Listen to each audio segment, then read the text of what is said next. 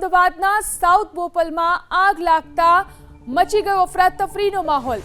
સોબો centre નજીક મોડે રાત્રે ફટાકડા અને પતંગના સ્ટોલમાં આગ લાગી હતી। આગ લાગ્યા બાદ એક પ્રચંડ ધડાકો થયો। ભીષણ આગ બાદ ફટાકડા ફૂટવાને લઈ આસપાસના સ્થાનિકોમાં ભય ફેલાયો।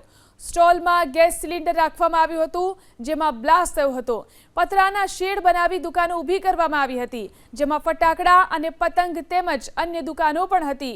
ઘટનાની જાણ થતાં જ ફાયરની ટીમ ઘટનાસ્થળ પર પહોંચી પાણીનો મારો ચલાવી ભારે જહેમત બાદ આગ પર કાબુ મેળવાયો।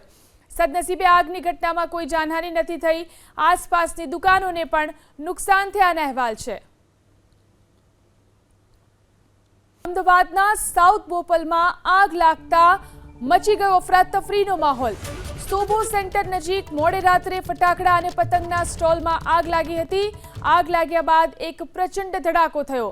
ભીષણ આગ બાદ ફટાકડા ફૂટવાને લઈ આસપાસના સ્થાનિકોમાં ભય ફેલાયો।